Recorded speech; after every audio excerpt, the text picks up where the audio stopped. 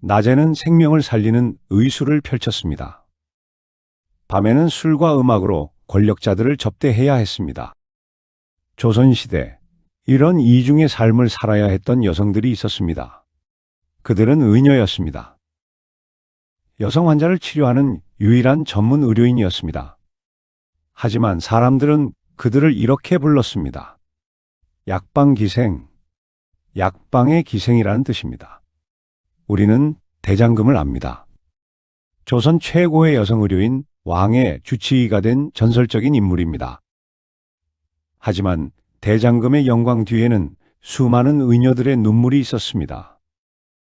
천민의 신분으로 태어났지만 최고의 지성을 갖춰야 했던 여성들. 전문가로 인정받고 싶었지만 여자라는 이유만으로 기생 취급을 받아야 했던 여성들. 생각해 보십시오. 왕비의 출산을 책임지는 중요한 임무를 맡았던 여성들입니다. 왕실 여성들의 생명을 손에 쥐고 있던 전문가들입니다. 하지만 그 손으로 낮에는 침을 놓다가 밤에는 술잔을 따라야 했습니다. 환자의 맥을 짚던 그 손으로 권력자들 앞에서 악기를 연주해야 했습니다. 어떻게 이런 일이 가능했을까요? 왜 조선 사회는 이들에게 이중의 역할을 강요했을까요? 전국에 150명밖에 없던 귀중한 의료 인력을 왜 연회장의 기생처럼 취급했을까요? 그리고 이 모순 속에서 의녀들은 어떻게 살아남았을까요? 오늘 우리는 조선의 의녀, 그들의 기구한 삶의 모든 기록을 추적합니다.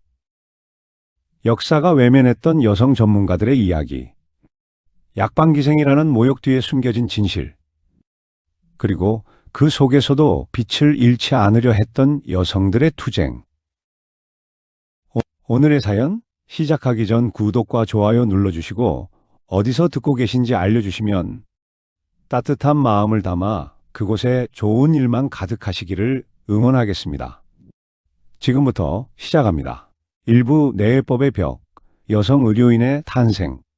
1392년 조선이 건국됩니다. 새로운 왕조는 유교를 나라의 근본 이념으로 삼았습니다. 유교 사회에서 가장 중요한 규범 중 하나가 바로 내외법이었죠. 내외법이란 무엇일까요? 남자와 여자가 함부로 접촉해서는 안 된다는 엄격한 규칙입니다. 특히 양반 집안의 여성들은 남자 형제나 아버지, 남편 외에는 다른 남성과 말 한마디 섞기도 어려웠습니다. 이런 사회에서 큰 문제가 발생합니다. 여성이 병에 걸렸을 때 누가 치료할 것인가? 당시 의원들은 모두 남성이었습니다. 어의라고 불리는 왕실 의사도, 지방의 의원도, 민간의 의사도 모두 남자였죠. 그런데 내외법 때문에 남성 의원이 여성 환자를 직접 진료할 수 없었습니다. 몸을 보는 것은 물론이고 맥을 짚는 것조차 금기시되었습니다. 그렇다면 어떻게 했을까요? 믿기 어렵겠지만 실로 맥을 짚었습니다. 여성 환자의 손목에 실을 묶고 그 실의 다른 끝을 의원이 잡아 맥박을 느끼려 했죠. 지금 생각하면 황당한 일이지만 이것이 조선 초기의 현실이었습니다. 당연히 정확한 진단이 불가능했습니다. 여성들은 병을 제대로 치료받지 못했습니다. 특히 산부인과 질환이나 여성 특유의 병은 더욱 그랬죠. 출산 중에 목숨을 잃는 여성이 많았습니다. 치료 시기를 놓쳐 사망하는 경우도 부지기수였습니다. 왕실도 예외가 아니었습니다. 왕비와 후궁들도 제대로 된 치료를 받지 못해 목숨을 잃었죠.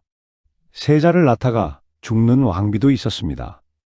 이것은 단순히 개인의 비극이 아니었습니다. 왕실의 대를 잇는 문제, 즉 국가의 존립과 직결된 문제였죠. 조선 왕조는 고민에 빠졌습니다. 유교의 원칙을 지키면서도 여성들을 치료할 방법은 없을까? 그 해답이 바로 의녀 제도였습니다. 1406년 태종 6년의 일입니다. 조선 정부는 재생원이라는 의료기관에 의녀 제도를 설치합니다. 의녀는 여성 환자를 전담하는 여성 의료인이었습니다.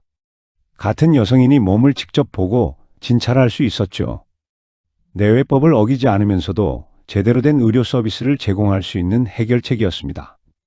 하지만 여기에는 치명적인 문제가 있었습니다. 의녀는 누구를 뽑았을까요? 양반가의 여성들일까요? 아닙니다. 조선 사회에서 양반가의 여성이 밖에 나가 일한다는 것은 상상도 할 수 없는 일이었습니다. 아무리 의술이 고귀한 일이라 해도 양반가 여성이 천한 신분의 환자들을 만지고 치료한다는 것은 받아들여지지 않았습니다. 그래서 조선 정부는 천민계층에서 의녀를 뽑았습니다. 주로 관비의 딸들이었습니다. 관비란 나라에 속한 노비를 말합니다. 어떤 의녀는 서울의 천민 집안에서 선발되기도 했습니다. 태어날 때부터 신분이 낮은 여성들, 그들이 의녀가 되었습니다. 여기서 조선 의녀 제도의 근본적인 모순이 시작됩니다. 나라는 의녀에게 최고 수준의 전문 교육을 시켰습니다. 왕실과 양반가 여성들의 생명을 책임지는 중요한 임무를 맡겼습니다. 하지만 그들의 신분은 여전히 천민이었습니다. 능력과 신분 사이의 이 거대한 간극, 이것이 의녀들의 삶을 평생 괴롭히는 족쇄가 됩니다. 의녀는 전국적으로 얼마나 있었을까요? 조선시대 내내 의녀의 수는 150명 내외로 유지되었습니다. 많을 때도 200명을 넘지 않았습니다. 생각해 보십시오. 전국의 모든 여성 환자를 150명의 의녀가 담당해야 했습니다. 왕실의 왕비와 후궁들부터 시작해서 양반가의 부인들, 때로는 평민 여성들까지 한 사람 한 사람이 짊어진 책임이 얼마나 무거웠겠습니까? 의녀는 단순히 숫자가 적은 것이 아니라 선발된 엘리트 집단이었습니다. 150명이라는 소수 정예만이 조선 전체 여성들의 건강을 책임졌습니다. 그들은 최고의 교육을 받았고 최고의 기술을 익혔습니다. 하지만 그들이 받은 대우는 어땠을까요? 그 이야기는 이제부터 시작됩니다. 이부침과 맥박, 전문 지성인의 삶. 의녀가 되는 것은 쉬운 일이 아니었습니다. 천민 신분이라고 해서 아무나 의녀가 될 수 있는 것은 아니었습니다. 조선 정부는 의녀 선발에 매우 까다로운 기준을 적용했습니다. 먼저 나이가 적당해야 했습니다. 너무 어리면 교육이 어렵고 너무 나이가 많으면 새로운 것을 배우기 힘들다고 여겼죠. 주로 10살에서 15살 사이의 소녀들을 선발했습니다. 그리고 총명해야 했습니다. 의술은 복잡하고 어려운 학문입니다.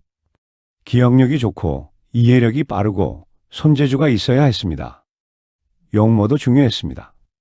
이것이 참 아이러니한 부분인데 왕실과 양반가를 드나들어야 하는 의녀는 단정하고 깨끗한 외모를 갖춰야 했습니다. 천민 신분이지만 왕실 사람들을 대면해야 하니 외모도 선발 기준이 되었던 것입니다. 이렇게 선발된 소녀들은 본격적인 교육을 받기 시작합니다. 의녀 교육은 크게 두 단계로 나뉘었습니다. 첫 번째는 기초교육이었습니다. 천민 출신이라 글을 전혀 모르는 경우가 많았기 때문에 기본적인 문자 교육부터 시작했습니다. 천자문을 배웠습니다. 한자 1000글자를 익히는 것부터가 의녀 교육의 출발점이었습니다. 그리고 효경 같은 유교 경전도 배웠습니다. 왕실과 양반가를 드나들 때 예의범절을 알아야 했기 때문입니다. 천민이지만 교양을 갖춘 사람으로 길러졌던 것입니다. 두 번째는 전문 의학 교육이었습니다. 이것이 바로 의녀 교육의 핵심이었습니다. 의녀들은 어떤 의학 서적을 배웠을까요? 동의보감, 향약집성방, 의방유치 같은 조선 최고의 의학 서적들을 공부했습니다. 이 책들은 당시 최고의 의학 지식이 집대성된 것들이었습니다. 남성 의원들이 공부하는 것과 같은 수준의 책이었습니다. 물론 의녀들이 모든 의학을 다 배운 것은 아니었습니다. 주로 부인과 질환, 산과 소학과 관련 내용을 집중적으로 배웠습니다. 여성과 아이들을 치료하는 것이 의녀의 주된 역할이었기 때문입니다. 하지만 그 분야만큼은 최고 수준의 전문성을 갖추도록 교육받았습니다. 그렇다면 누가 의녀들을 가르쳤을까요? 남성 의원들이 이론을 가르쳤습니다. 내유위원에 소속된 어의들이나 해민서의 의관들이 의녀들에게 의학 이론을 전수했습니다. 그리고 선배 의녀들이 실습을 가르쳤습니다. 경험이 많은 숙련된 의녀들이 후배들에게 실제 진료 기술을 전수했습니다. 어떻게 맥을 짚는지, 어떻게 침을 놓는지, 어떻게 환자를 대하는지, 이런 실제적인 기술은 선배 의료대들이 직접 시범을 보이며 가르쳤습니다. 교육 기간은 얼마나 되었을까요? 정확한 기록은 남아있지 않지만 대략 3년에서 5년 정도로 추정됩니다. 그 긴 시간 동안 매일같이 공부하고 연습해야 했습니다. 천민신분의 어린 소녀들이 조선 최고의 의학 지식을 머리에 담아야 했던 것입니다. 얼마나 힘들었을까요? 하지만 그들에겐 선택의 여지가 없었습니다. 일단 의녀로 선발되면 평생 그 일을 해야 했습니다. 교육을 마친 의녀들은 각자의 역할에 따라 배치되었습니다. 의녀는 크게 세 가지 종류로 나뉘었습니다. 첫 번째, 맥의녀입니다. 맥의녀는 진단을 전문으로 하는 의녀였습니다. 여성 환자의 맥을 짚어 병의 상태를 파악하는 것이 주된 임무였죠. 맥지는 한의학에서 가장 중요한 진단 방법입니다. 환자의 손목에 손가락을 대고 맥박의 빠르기, 강도, 리듬 등을 느껴 병을 진단합니다. 맥의녀는 여성 환자의 맥을 직접 짚었습니다. 그리고 그 정보를 남성 어의에게 전달했습니다. 환자의 맥이 빠르고 약합니다. 맥이 침하고 느립니다. 이런 식으로 정확하게 맥의 상태를 보고하면 남성 어의가 그 정보를 바탕으로 진단하고 처방을 내렸습니다. 맥의녀는 의녀 중에서도 특히 뛰어난 사람들이 맡았습니다. 정확한 진단이 치료의 시작이기 때문입니다. 두 번째, 침의녀입니다. 침의녀는 치료를 전문으로 하는 의녀였습니다. 직접 환자에게 침을 놓고 뜸을 뜨고 때로는 약을 바르는 일을 했습니다. 침술은 고도의 기술이 필요한 의료 행위입니다.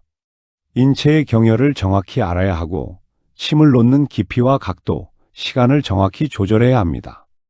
잘못하면 환자에게 해를 끼칠 수도 있습니다.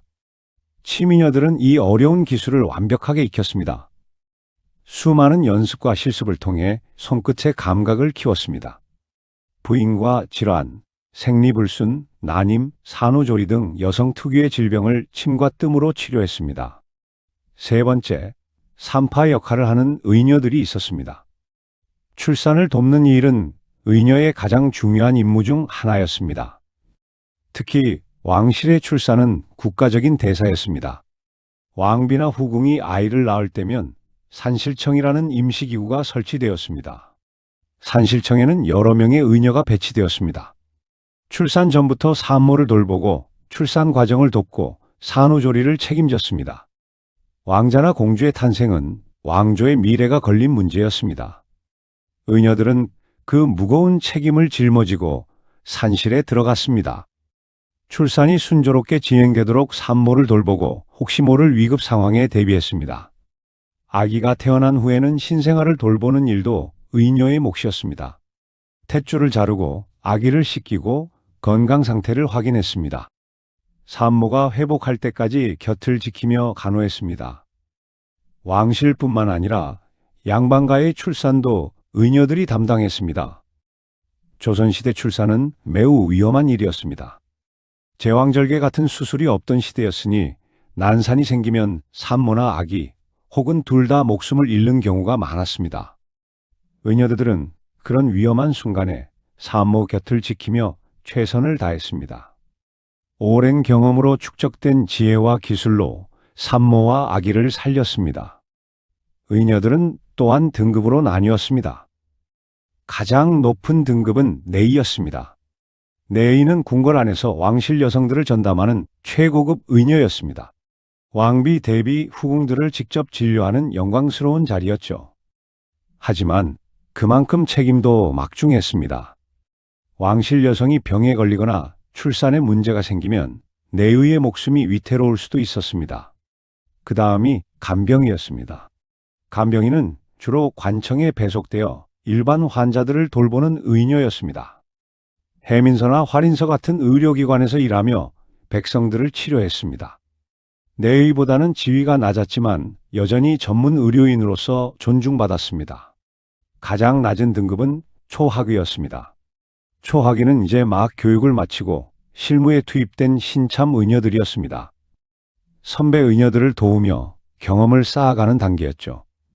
이렇게 의녀들은 자신의 전문 분야와 등급에 따라 조선사회 곳곳에서 활동했습니다. 그런데 의녀의 역할이 의료에만 국한된 것은 아니었습니다. 의녀들에게는 또 다른 중요한 임무가 있었습니다. 바로 간심, 즉 검시 업무였습니다. 간심이란 무엇일까요? 여성 피의자나 여성 시신을 검증하는 일을 말합니다. 조선시대에는 범죄가 발생하면 반드시 검시를 해야 했습니다. 특히 살인사건이나 의문사의 경우 시신을 자세히 조사해 사인을 밝혀야 했죠. 그런데 시신이 여성인 경우 문제가 생깁니다. 내외법 때문에 남성 관리가 여성의 시신을 직접 검사할 수 없었습니다. 죽은 사람이라 해도 여성의 몸을 함부로 보고 만지는 것은 금기였습니다. 그래서 의녀가 필요했습니다. 의녀가 여성 시신을 직접 검사했습니다. 몸에 상처가 있는지, 어디에 상처가 있는지, 상처의 크기와 깊이는 어떤지, 독살이 의심되면 입술이나 손톱의 색깔을 확인했습니다. 목 졸림이 의심되면 목에 자국이 있는지 살폈습니다. 의녀는 이런 세밀한 관찰 결과를 남성 검시관에게 보고했습니다. 검시관은 의녀의 보고를 바탕으로 사인을 판단하고 기록을 남겼습니다. 의녀의 관찰이 정확하지 않으면 범인을 잡을 수 없었습니다. 억울한 죽음의 진실을 밝히는 일에 의녀가 핵심적인 역할을 했던 것입니다. 또한 여성 피의자를 신체 검사할 때도 의녀가 투입되었습니다. 여성이 범죄에 연루되었을 때 증거를 찾기 위해 몸을 수색해야 하는 경우가 있었습니다. 이때도 남성이 할 수 없으니 의녀가 했습니다. 의녀는 사실상 조선시대 최초의 여성 법의학자였던 셈입니다. 의료인이면서 동시에 법 집행을 돕는 전문가였습니다. 생각해 보십시오. 천민 신분으로 태어난 여성이 이렇게 다양하고 중요한 일을 했습니다. 왕실의 출산을 책임지고 양반 부인들의 병을 고치고 범죄 수사에 참여했습니다. 조선 사회에서 여성이, 그것도 천민 여성이 이만큼 공적인 영역에서 활동한 경우는 의녀가 유일했습니다. 그들은 조선 최고의 여성 전문가 집단이었습니다. 지식과 기술, 경험을 갖춘 진정한 엘리트였습니다. 하지만 그들의 신분은 여전히 천민이었습니다. 아무리 뛰어난 능력을 가졌어도, 아무리 왕실을 위해 헌신해도 그들은 천민이었습니다. 이 모순이 의녀들의 삶을 어떻게 바꾸어 놨을까요? 그리고 이 모순이 어떻게 약방기생이라는 비극으로 이어졌을까요? 산부 전문성의 타락, 약방기생의 굴레. 1494년 조선의 10번째 왕 연산군이 즉위합니다. 처음에는 그럭저럭 나라를 다스리는 듯 했습니다. 하지만 시간이 지나면서 연산군은 점점 폭군으로 변해갑니다. 무오사화, 갑자사화를 일으켜 수많은 신하들을 죽였습니다. 백성들의 고통은 안중에도 없었습니다. 오직 자신의 쾌락만을 추구했습니다. 연산군은 여색을 밝혔습니다. 전국 각지에서 젊고 아름다운 여성들을 뽑아 궁궐로 불러들였습니다. 그 수가 수천 명에 달했다고 합니다. 그리고 흥청이라는 이름으로 연일 향락적인 잔치를 벌였습니다. 흥청이란 무엇이었을까요? 연산군이 즐기기 위해 만든 대규모 유흥 파티였습니다. 밤마다 술과 음악과 춤이 이어졌습니다. 수많은 여성들이 왕과 권력자들을 접대하며 밤을 새웠습니다. 그런데 연산군은 기생들만으로는 만족하지 못했습니다. 더 많은 여성이 필요했습니다. 그의 눈에 들어온 것이 바로 의녀였습니다. 의녀들은 궁궐 안팎을 자유롭게 드나들 수 있었습니다. 왕실 여성들을 진료하기 위해 늘 궁궐에 있었죠. 그리고 의녀들은 일정 수준 이상의 교양을 갖추고 있었습니다. 천자문을 읽을 줄 알고 예의범죄를 알았습니다. 연산군은 이런 의녀들에게 새로운 역할을 강요하기 시작했습니다. 바로 여악, 즉 음악과 춤이었습니다. 의녀들에게 악기를 배우게 했습니다. 검은고, 가야금, 피리 같은 악기를 연습시켰습니다. 노래를 가르쳤습니다. 춤을 가르쳤습니다. 그리고 밤마다 열리는 연회에 참석하도록 명령했습니다. 의녀들은 낮에는 환자를 돌보고 밤에는 연회장에서 악기를 연주하고 춤을 춰야 했습니다. 왕의 명령이니 거부할 수 없었습니다. 거부하면 목숨이 위태로웠습니다. 생각해 보십시오. 오랜 세월 공부하고 훈련해서 전문 의료인이 된 여성들입니다. 환자의 생명을 살리는 일에 자부심을 가졌을 것입니다. 그런데 갑자기 술자리에서 춤을 추고 노래를 부르라고 합니다. 자신들을 기생처럼 대하는 것입니다. 의녀들의 마음이 어떠했을까요? 수치스럽고 분했을 것입니다. 하지만 어쩔 수 없었습니다. 천민 신분인 그들에게는 저항할 힘이 없었습니다. 이때부터 사람들은 의녀를 이렇게 부르기 시작했습니다. 약방기생, 약방, 즉 내의원에 속한 기생이라는 뜻입니다. 전문 의료인을 기생과 동급으로 취급한 것입니다. 이것은 단순한 별명이 아니었습니다. 의녀라는 직업 전체를 모욕하는 말이었습니다.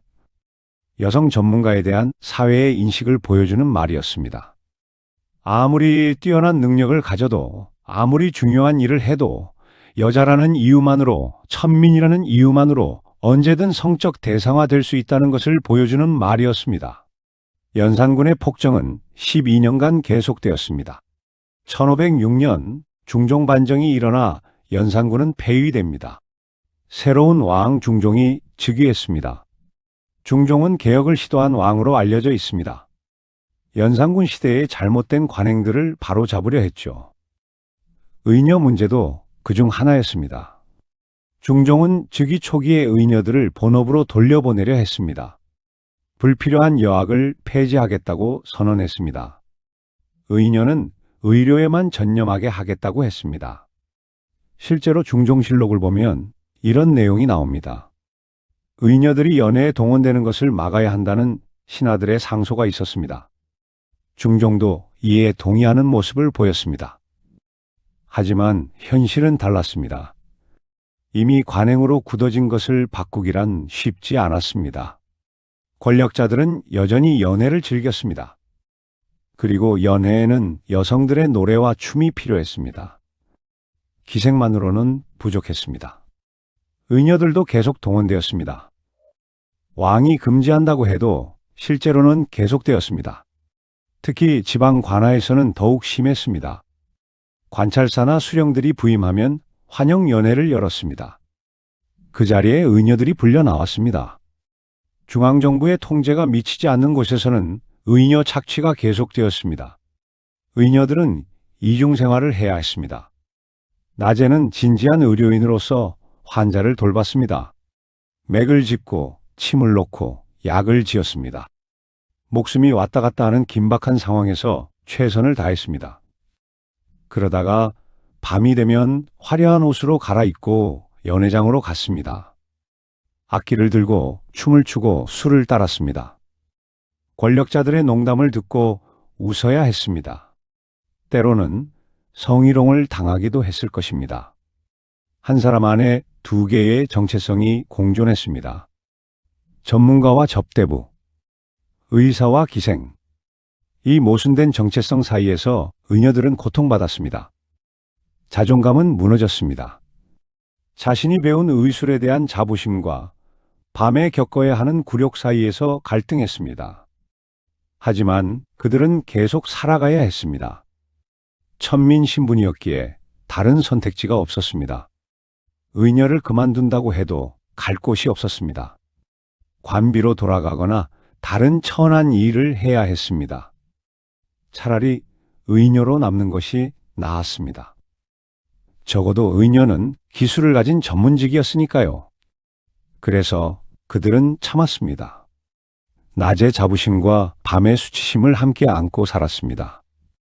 약방기생이라는 멸칭을 들으면서도 묵묵히 자기 일을 했습니다. 이것이 조선 의녀들의 비극이었습니다. 능력은 인정받았지만 인격은 존중받지 못했습니다. 전문성은 필요했지만 인간으로서의 존엄은 무시되었습니다.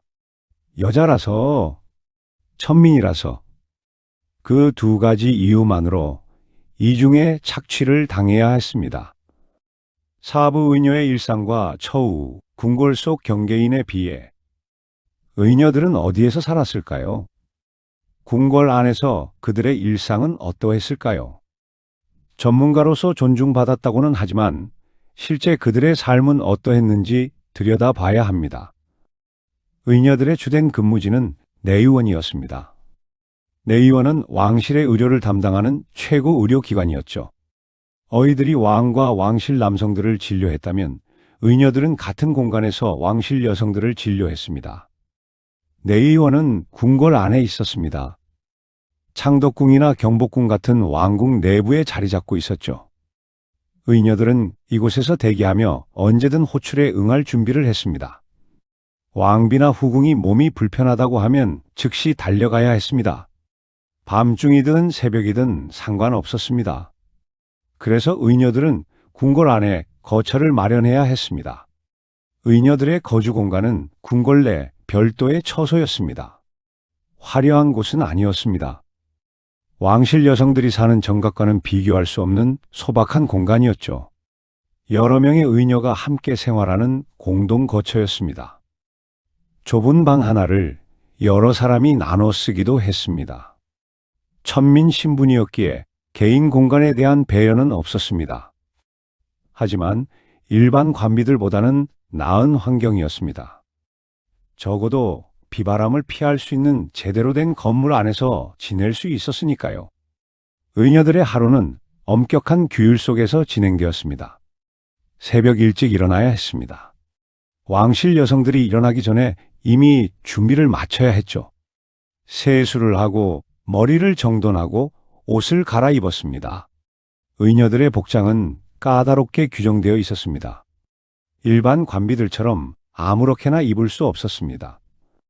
왕실 여성들을 대면하는 사람이었기 때문입니다. 깨끗하고 단정한 옷을 입어야 했습니다. 흰색이나 연한색의 저고리와 치마를 입었습니다. 머리는 항상 깔끔하게 빗어 올려야 했습니다. 얼굴도 깨끗이 씻고 단정하게 가꿔야 했습니다. 외모 관리도 의녀의 의무 중 하나였습니다. 천민 신분이지만 왕실 사람들과 가까이 있어야 하는 사람들이었으니까요. 지저분하거나 불결해 보이면 안 되었습니다. 왕실의 체면과도 관련된 문제였습니다. 그래서 의녀들은 항상 자신의 외모에 신경 써야 했습니다. 손톱을 깨끗이 다듬고 옷에 주름이 가지 않도록 조심했습니다. 냄새가 나서도 안 되었습니다. 향을 피우거나 꽃잎을 삶은 물로 목욕을 하기도 했습니다. 이런 관리에는 비용이 들었습니다. 의녀들은 자신의 녹봉에서 이런 비용을 충당해야 했습니다. 궁궐 안에서 의녀들의 이동은 자유롭지 않았습니다. 마음대로 여기저기 돌아다닐 수 없었습니다. 허락 없이 다른 정각에 가는 것은 금지되었습니다. 궁궐 밖으로 나가는 것은 더욱 어려웠습니다. 특별한 임무가 있거나 휴가를 받았을 때만 가능했습니다. 의녀들의 출입은 철저히 기록되고 관리되었습니다. 누가 언제 어디로 갔는지, 언제 돌아왔는지 모두 장부에 적혔습니다. 이것은 보안 때문이기도 했지만 의녀들을 통제하기 위한 수단이기도 했습니다. 천민 신분인 그들이 왕실의 비밀을 함부로 밖에 전하지 못하도록 감시한 것입니다. 의녀들은 왕실 여성들의 가장 은밀한 부분을 알고 있었습니다. 누가 어떤 병을 앓고 있는지, 누가 임신했는지, 누가 유산했는지, 이런 정보가 새어나가면 왕실의 권위에 금이 갈 수 있었습니다. 그래서 의녀들에게는 엄격한 비밀 유지 의무가 부과되었습니다. 왕실의 일을 함부로 입 밖에 내서는 안 되었습니다. 만약 비밀을 누설하면 엄한 처벌을 받았습니다. 목숨을 잃을 수도 있었습니다. 이런 압박 속에서 의녀들은 살았습니다. 항상 조심하고 항상 긴장해야 했습니다. 한마디 말실수도 할 수 없었습니다. 그렇다면 의녀들은 어떤 대우를 받았을까요? 의녀들에게도 녹봉이 지급되었습니다. 녹봉이란 국가에서 주는 월급 같은 것입니다. 주로 쌀, 콩 같은 곡식으로 지급되었습니다. 때로는 배나 무명 같은 옷감도 함께 주어졌습니다. 의녀의 녹봉은 일반 관비보다 높았습니다. 전문 기술을 가진 사람이었기 때문입니다. 하지만 남성 의원들과 비교하면 턱없이 적었습니다. 같은 의료인이지만 신분과 성별 때문에 차별받았습니다. 의녀가 특별히 뛰어난 의술을 보이면 포상을 받기도 했습니다. 왕실 여성의 병을 고쳤을 때, 특히 출산을 무사히 도왔을 때 상을 받았습니다. 비단이나 은, 때로는 쌀 몇 가마니 같은 물품이 주어졌습니다. 이런 포상은 의녀들에게 큰 기쁨이었습니다. 자신의 실력을 인정받았다는 증거였으니까요. 또한 경제적으로도 도움이 되었습니다. 의녀들은 가족을 부양해야 하는 경우가 많았습니다. 천민 신분의 부모나 형제 자매를 돌봐야 했습니다. 녹봉과 포상으로 받은 것들로 가족을 먹여 살렸습니다. 하지만 아무리 포상을 많이 받아도 본질은 변하지 않았습니다. 의녀는 여전히 천민이었습니다. 관비 신분이었습니다. 나라에 속한 노비였습니다. 자유가 없었습니다. 의녀를 그만두고 싶다고 해서 그만둘 수 없었습니다. 평생 의녀로 살아야 했습니다. 결혼도 자유롭게 할 수 없었습니다. 왕실의 허락을 받아야 했습니다. 상대방도 신분이 비슷한 사람이어야 했습니다. 양반과 결혼한다는 것은 상상도 할 수 없었습니다. 자식을 낳아도 그 자식 역시 천민이었습니다. 신분은 대를 이어 계속되었습니다. 의녀의 딸이 다시 의녀가 되는 경우도 많았습니다. 이것이 의녀들이 처한 근본적인 한계였습니다. 능력으로는 최고였지만 신분으로는 최하였습니다. 의녀는 조선 사회에서 특이한 위치에 있었습니다. 경계인이라고 할 수 있습니다. 두 세계의 경계에 선 사람들이었습니다. 한편으로는 왕실과 양반가의 세계에 속했습니다.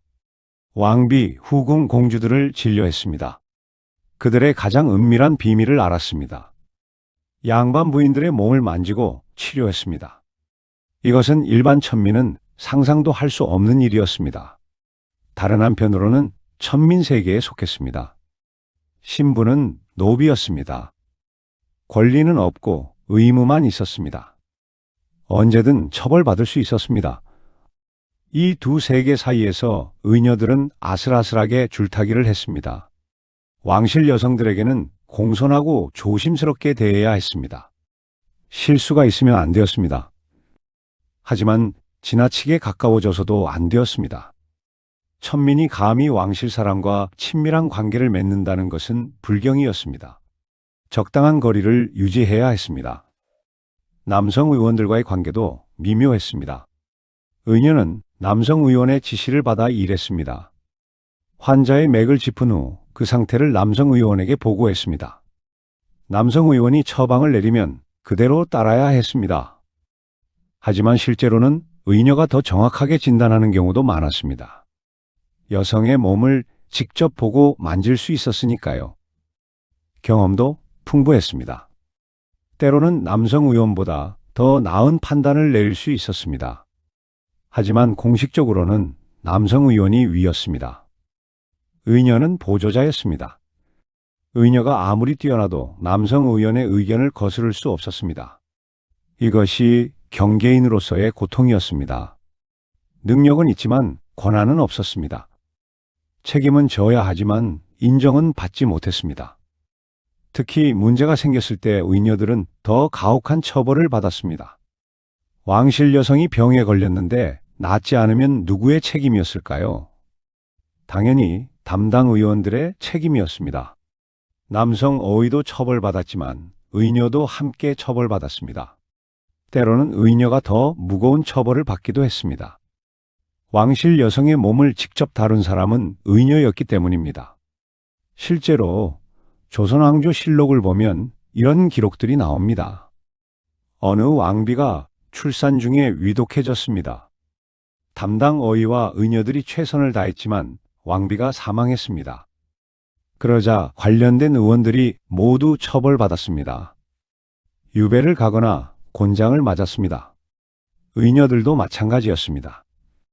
심한 경우 목숨을 잃기도 했습니다. 의료사고로 왕실 사람이 죽으면 그것은 단순한 실수가 아니라 큰 죄였습니다. 의녀들은 이런 위험을 항상 안고 살았습니다. 환자를 살리면 포상을 받았지만 환자가 죽으면 목숨이 위태로웠습니다. 그 긴장감 속에서 매일을 살아야 했습니다. 더 큰 문제는 의녀들이 법적 보호를 거의 받지 못했다는 점입니다. 천민 여성이었기 때문입니다. 조선시대 법은 신분에 따라 달리 적용되었습니다. 같은 범죄를 저질러도 양반과 천민의 처벌이 달랐습니다. 같은 피해를 입어도 양반과 천민의 보상이 달랐습니다. 의녀가 성희롱이나 폭행을 당했을 때 어떻게 되었을까요? 제대로 된 처벌이 이루어지지 않았습니다. 가해자가 권력자라면 더욱 그랬습니다. 의녀는 호소할 곳도 없었습니다. 자신을 보호해줄 사람이 없었습니다. 연애에 동원되어 여악을 하다 보면 더욱 위험했습니다. 술에 취한 남성들 사이에서 의녀들은 무방비 상태였습니다. 추행을 당해도 참아야 했습니다. 저항하면 오히려 불손하다고 처벌받을 수 있었습니다. 이것이 약방기생이라 불린 의녀들의 가장 비참한 현실이었습니다. 전문가로서의 자존감은 있지만 인간으로서의 존엄은 지켜지지 않았습니다. 능력은 인정받지만 몸은 보호받지 못했습니다. 여자라서, 천민이라서 겪어야 하는 이중의 고통이었습니다. 의녀들 중에는 이런 현실을 견디지 못하고 도망치는 사람도 있었습니다. 하지만 도망친 의녀는 반드시 잡혀왔습니다. 관비가 도망친 것은 중죄였습니다. 잡히면 가혹한 처벌을 받았습니다. 그래서 대부분의 의녀들은 참고 견뎠습니다. 자신의 운명을 받아들이고 살았습니다. 하지만 마음속으로는 분노했을 것입니다. 왜 자신들은 능력이 있는데도 존중받지 못하는가? 왜 남자 의원은 보호받는데 여자 의녀는 보호받지 못하는가? 왜 신분이라는 것이 능력보다 중요한가? 이런 질문들을 마음속에 품고 살았을 것입니다. 하지만 그 질문에 대한 답은 없었습니다. 조선이라는 사회 자체가 그런 질문을 허락하지 않았으니까요. 의녀들은 궁궐 속 경계인으로 살았습니다. 안과 박, 위와 아래, 존중과 멸시 사이에서 그들의 일상은 끊임없는 긴장과 모순의 연속이었습니다. 깨끗한 옷을 입고 단정한 모습을 유지해야 했지만 그것은 자신을 위한 것이 아니었습니다. 왕실의 체면을 위한 것이었습니다. 뛰어난 의술을 펼쳤지만 그 공은 남성 의원의 것이 되었습니다. 목숨을 걸고 환자를 돌봤지만 실패하면 모든 책임은 그들의 것이었습니다. 이것이 조선 의녀들의 진짜 삶이었습니다. 드라마에서 보는 화려한 모습이 아니라 매일 겪어야 하는 차별과 고통이 있었습니다. 하지만 그럼에도 불구하고 의녀들은 자신의 일을 했습니다. 환자를 살렸습니다. 아기를 받았습니다. 최선을 다했습니다. 그것이 그들이 자존감을 지키는 유일한 방법이었습니다. 전문가로서의 자부심, 그것만은 누구도 빼앗을 수 없었습니다. 환자의 생명 앞에서만큼은 그들이 최고였습니다. 그 순간만큼은 신분도 성별도 중요하지 않았습니다. 오직 실력만이 중요했습니다. 의녀들은 그 순간을 위해 살았습니다. 그런데 이런 고난 속에서도 빛을 발한 의녀들이 있었습니다. 자신의 실력으로 인정받고 역사에 이름을 남긴 의녀들이 있었습니다. 그중 가장 유명한 사람이 바로 대장금입니다. 오부, 역사에 기록된 그녀들 대장금 실록을 파헤치다. 대장금, 우리는 모두 이 이름을 압니다. 2000년대 초반 방영된 드라마 대장금은 엄청난 인기를 끌었습니다. 한국뿐 아니라 아시아 전역에서 사랑받았습니다. 주인공 장금이는 궁중요리사에서 시작해 조선 최고의 의녀가 되는 인물로 그려졌습니다. 하지만 이것은 드라마입니다. 실제 역사 속 대장금은 어떤 사람이었을까요? 정말 존재했던 인물일까요? 네, 존재했습니다. 중종실록에 대장금이라는 이름이 분명히 기록되어 있습니다. 중종 10년 1515년의 기록입니다. 왕이 병에 걸렸는데 어의들이 치료했지만 차도가 없었습니다. 이때 장금이라는 의녀가 왕을 치료했고 왕의 병이 나았다는 내용이 나옵니다. 중종은 장금의 의술에 감탄했습니다. 그리고 장금에게 대라는 칭호를 내렸습니다. 대장금, 대는 존칭입니다. 왕실에서 특별히 존경하는 사람에게 붙이는 칭호였죠. 의녀에게 대라는 칭호가 붙은 것은 매우 이례적인 일이었습니다. 천민 신분의 여성에게 이런 영예를 준 것은 그만큼 그녀의 능력이 뛰어났다는 증거입니다. 중종실록에는 대장금에 대한 기록이 여러 번 등장합니다. 왕의 병을 고쳤다는 기록, 왕이 대장금을 신뢰했다는 기록, 대장금에게 상을 내렸다는 기록. 이 기록들을 종합하면 대장금은 중종의 주치의 역할을 했던 것으로 보입니다. 왕의 건강을 가장 가까이에서 돌보는 수의녀였습니다. 조선시대의 여성이, 그것도 천민 출신 여성이 왕의 주치의가 되었다는 것은 놀라운 일입니다. 그만큼 그녀의 의술이 뛰어났다는 뜻입니다. 하지만 대장금의 삶이 순탄했을까요? 아마 아니었을 것입니다. 그녀 역시 의녀였기에 약방기생이라는 멸칭에서 자유롭지 못했을 것입니다. 궁중 연회에 참석해야 했을 것이고 권력자들의 접대를 해야 했을 것입니다. 천민 신분의 한계도 있었을 것입니다. 아무리 왕의 신임을 받아도 그녀는 여전히 관비 신분이었습니다. 신분 상승에는 한계가 있었습니다. 중종실록을 보면 신하들이 대장금을 견제하는 모습도 나옵니다. 여자가 왕을 가까이서 돌보는 것을 못마땅해하는 신하들이 있었습니다. 의녀가 왕의 총애를 받는 것을 경계하는 목소리도 있었습니다. 대장금은 이런 시선과 견제 속에서도 자기 자리를 지켰습니다. 오직 실력으로 인정받았습니다. 환자를 살리는 것으로 말했습니다. 그리고 역사에 이름을 남겼습니다. 대장금만이 아닙니다. 조선시대 내내 이름을 남긴 의녀들이 있었습니다. 비록 대장금만큼 유명하지는 않지만 역사의 기록 속에 그들의 흔적이 남아 있습니다. 예를 들어 귀금이라는 의녀가 있었습니다. 세종시대의 의녀였는데 세종의 딸 정소공주의 출산을 도왔습니다. 공주가 무사히 아이를 낳자 세종은 귀금에게 상을 내리고 천민 신분에서 벗어나게 해주었습니다. 면천이라고 합니다. 천민 신분을 면제해 준다는 뜻입니다. 의녀들에게 면천은 최고의 보상이었습니다. 자신의 능력으로 신분의 굴레에서 벗어날 수 있는 유일한 방법이었으니까요. 그래서 의녀들은 더욱 열심히 일했습니다. 왕실의 출산을 성공적으로 도우면 면천의 기회가 올 수 있었습니다. 어려운 병을 고치면 상을 받을 수 있었습니다. 물론 모든 의녀가 면천을 받은 것은 아닙니다. 대부분의 의녀들은 평생 천민 신분으로 살다가 죽었습니다. 그들의 이름은 기록되지 않았습니다. 하지만 그들도 최선을 다했습니다. 매일 환자를 돌보고 생명을 살렸습니다. 이름 없는 의녀들의 헌신이 있었기에 조선의 의료가 유지될 수 있었습니다. 역사 기록을 보면 의녀들의 치료법을 엿볼 수 있습니다. 어떤 의녀는 난임 치료에 뛰어났다고 합니다. 특정 약재를 배합해서 아이를 갖지 못하던 여성이 임신하게 도왔다는 기록이 있습니다. 어떤 의녀는 산후조리에 탁월했습니다. 출산 후 몸조리를 잘못해서 평생 고생하는 여성들이 많았는데 이를 예방하는 방법을 알고 있었습니다.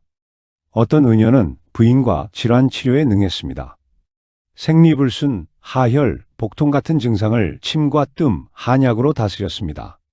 이런 지식과 기술은 선배에서 후배로 전수되었습니다. 의녀들만의 경험과 노하우가 축적되었습니다. 남성 의원들이 모르는 여성의 몸에 대한 깊은 이해가 있었습니다. 안타깝게도 이런 지식이 체계적으로 기록되지는 못했습니다. 의녀들이 직접 의서를 쓴 경우는 거의 없었습니다. 천민 신분이었기에 글을 쓰고 책을 펴낼 기회가 없었습니다. 그들의 지식은 대부분 구전으로 전해졌습니다. 그래서 조선이 끝나고 의녀 제도가 사라지면서 많은 지식도 함께 사라졌습니다. 지금 우리가 알 수 있는 것은 조선 왕조실록이나 의안 같은 공식 기록에 단편적으로 남은 것뿐입니다. 하지만 그 단편적인 기록만으로도 의녀들의 탁월함을 짐작할 수 있습니다. 왕실 여성들이 의녀를 신뢰했다는 것, 어이들도 의녀의 판단을 존중했다는 것, 위급한 상황에서 의녀가 환자를 살렸다는 것, 이런 기록들이 그들의 능력을 증명합니다. 대장금은 그 수많은 의녀들을 대표하는 상징입니다. 실제 대장금 한 사람이 모든 것을 다 한 것은 아닙니다. 드라마처럼 요리사에서 의녀가 된 것도 사실과 다릅니다. 하지만 대장금이라는 이름은 조선 의녀 전체를 상징하게 되었습니다. 어려운 환경 속에서도 최고의 전문가가 되려 노력한 여성들, 신분의 한계와 싸우며 자기 자리를 지킨 여성들, 그 모든 의녀들의 이야기가 대장금이라는 한 사람에게 집약되었습니다. 그래서 우리는 대장금을 기억해야 합니다. 그리고 대장금과 함께 이름 없이 사라진 수많은 의녀들도 기억해야 합니다. 6부 잊혀진 여성 전문가의 유산. 조선의 의녀 제도는 500년 가까이 이어졌습니다. 1406년 시작되어 조선 말기까지 유지되었습니다.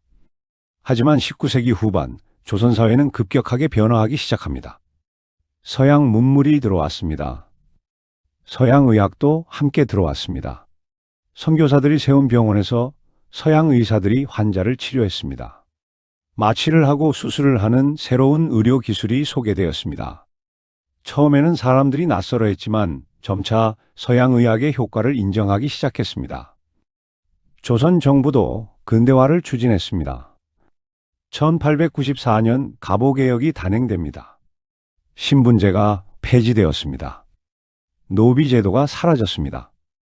여성의 지위도 조금씩 변화하기 시작했습니다. 이런 변화 속에서 의녀 제도도 흔들렸습니다. 신분제가 없어지면서 의녀를 천민에서 뽑아야 한다는 원칙이 무너졌습니다. 서양 의학이 들어오면서 한의학 중심의 의녀 교육이 시대에 뒤떨어진 것처럼 보였습니다. 또한 남녀의 엄격한 구분이 조금씩 완화되었습니다. 내외법이 예전처럼 절대적이지 않게 되었습니다. 남성 의사가 여성 환자를 진료하는 것도 점차 받아들여졌습니다. 의녀가 꼭 필요한 이유가 줄어들었습니다. 그리고 새로운 여성 의료인이 등장했습니다. 서양 의학을 배운 여성 의사들이 나타나기 시작한 것입니다. 박에스더, 김점동 같은 최초의 여성 의사들이 활동을 시작했습니다. 그들은 의녀와 달리 정식 의학 교육을 받은 의사였습니다. 신분의 제약도 없었습니다. 의녀 제도는 점차 사라져갔습니다. 정확히 언제 없어졌는지는 기록이 명확하지 않습니다. 1900년대 초반 어느 시점에 자연스럽게 소멸한 것으로 보입니다. 마지막 의녀가 누구였는지도 알려지지 않았습니다. 500년 역사가 조용히 막을 내렸습니다. 그리고 의녀는 역사 속으로 사라졌습니다. 20세기 대부분의 시간 동안 의녀는 거의 잊혀진 존재였습니다. 역사 교과서에도 거의 등장하지 않았습니다. 사람들은 조선시대에 여성 의료인이 있었다는 사실조차 모르는 경우가 많았습니다. 약방기생이라는 말만이 민간에 떠돌았습니다. 그나마도 정확한 의미를 아는 사람은 드물었습니다. 그러다가 2000년대 드라마 대장금이 방영되면서 의녀에 대한 관심이 다시 살아났습니다. 사람들은 조선에 이런 여성들이 있었다는 것을 새롭게 알게 되었습니다. 역사학자들도 의녀에 대해 본격적으로 연구하기 시작했습니다. 조선 왕조실록과 각종 고문서를 뒤지며 의녀의 흔적을 찾아냈습니다. 그래서 지금은 의녀에 대해 많은 것을 알게 되었습니다. 하지만 여전히 모르는 것이 더 많습니다. 개별 의녀들의 삶에 대한 기록은 거의 없습니다. 그들이 어떤 생각을 했는지, 어떤 감정을 느꼈는지 알 수 없습니다. 그들 자신이 남긴 글이 없기 때문입니다. 우리가 아는 것은 대부분 남성들이 쓴 공식 기록에서 나온 것입니다. 의녀 본인의 목소리는 들을 수 없습니다. 그럼에도 불구하고 의녀의 존재는 중요한 의미를 갖습니다. 조선시대라는 엄격한 유교 사회에서 여성이 공적인 영역에서 전문가로 활동했다는 것, 이것 자체가 놀라운 일입니다. 물론 그들은 천민 신분이었습니다. 물론 그들은 성적 대상화와 착취를 당했습니다. 물론 그들은 제대로 된 대우를 받지 못했습니다. 하지만 그럼에도 불구하고 그들은 존재했습니다. 지식과 기술을 가진 전문가로서 존재했습니다. 왕실과 양반과 여성들의 생명을 책임지는 중요한 역할을 했습니다. 때로는 범죄 수사에도 참여하며 사회 정의 실현에 기여했습니다. 그들은 조선 사회가 여성에게 허락한 최대한의 공간 안에서 최선을 다했습니다. 그리고 그 공간을 조금씩 넓혀갔습니다. 의녀의 존재가 없었다면 조선시대에 여성 전문가라는 개념 자체가 없었을 것입니다. 의녀가 있었기에 여성도 전문 지식을 가질 수 있다는 것이 증명되었습니다. 여성도 중요한 사회적 역할을 할 수 있다는 것이 보여졌습니다. 비록 제한적이고 불완전했지만 그것은 시작이었습니다. 의녀의 유산은 현대에도 이어집니다. 지금 우리 사회에는 수많은 여성 의료인이 있습니다. 여성 의사, 간호사, 약사, 한의사, 조산사, 그들은 의녀의 후예입니다. 물론 지금의 여성 의료인들은 의녀와 비교할 수 없을 만큼 나은 환경에서 일합니다. 정식 교육을 받고 정당한 자격을 얻고 동등한 대우를 받습니다. 하지만 여성 의료인의 역사를 거슬러 올라가면 그 시작점에 조선의 의녀가 있습니다. 의녀는 한국 최초의 여성 전문가 집단이었습니다. 그들이 없었다면 지금의 여성 의료인도 없었을 것입니다. 우리가 기억해야 할 이름들, 500년 전 조선이라는 나라에 특별한 여성들이 있었습니다. 천민 신분으로 태어났지만 최고의 교육을 받았습니다. 여자라는 이유로 차별받았지만 최고의 전문가가 되었습니다. 낮에는 생명을 살리는 의사였고 밤에는 굴욕을 참아야 하는 기생이었습니다. 그들을 의녀라고 불렀습니다.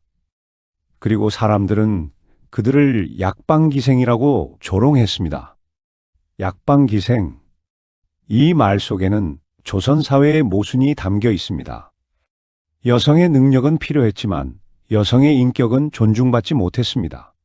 전문성은 인정했지만 성적 대상화도 서슴지 않았습니다. 지식과 기술을 요구했지만 신분의 벽은 허물지 않았습니다. 의녀들은 이 모순 속에서 살았습니다. 때로는 절망했을 것입니다. 때로는 분노했을 것입니다. 하지만 그들은 포기하지 않았습니다. 매일 환자를 돌봤습니다. 맥을 짚고 침을 놓고 약을 지었습니다. 산모를 돌보고 아기를 받았습니다. 죽어가는 사람을 살렸습니다. 그것이 그들의 사명이었습니다. 그것이 그들의 자부심이었습니다. 비록 밤에는 굴욕을 당해야 했지만 낮에 그 순간만큼은 진정한 전문가였습니다. 환자의 생명 앞에서만큼은 누구도 그들을 무시할 수 없었습니다. 대장금처럼 역사에 이름을 남긴 의녀도 있었습니다. 하지만 대부분의 의녀들은 이름 없이 사라졌습니다. 기록되지 않았습니다. 기억되지 않았습니다. 그러나 그들의 헌신이 없었다면 조선의 수많은 여성들이 목숨을 잃었을 것입니다. 왕실의 대가 끊어졌을 수도 있습니다. 그들은 조용히 묵묵히 자기 자리를 지켰습니다. 지금 우리 사회에도 의녀 같은 여성들이 있습니다. 전문가로서 능력을 인정받지만 여전히 이중의 짐을 지는 여성들. 직장에서는 완벽한 전문가이길 요구받고 집에서는 완벽한 어머니이길 요구받는 여성들. 능력으로 평가받고 싶지만 외모나 나이로 평가받는 여성들. 그들의 고민과 분투는 500년 전 의녀들의 그것과 닮아 있습니다. 시대는 변했지만 여성이 겪는 이중잣대는 여전히 존재합니다. 그래서 우리는 의녀를 기억해야 합니다. 그들의 삶이 우리에게 말해줍니다. 여성의 능력과 가능성은 어떤 제약 속에서도 빛을 발한다는 것을. 하지만 동시에 그 빛이 제대로 인정받기 위해서는 사회가 변해야 한다는 것을. 약방기생이라는 비극적 굴레 속에서도 자신의 사명을 다하려 했던 용감한 의녀들. 우리는 그들의 이름을 기억해야 합니다. 대장금, 귀금, 그리고 이름 없이 사라진 수많은 의녀들. 그들 모두가 한국 여성사의 선구자들입니다. 그들이 있었기에 지금 우리가 있습니다. 감사합니다. 다음에 더 좋은 영상으로 다시 찾아뵙겠습니다.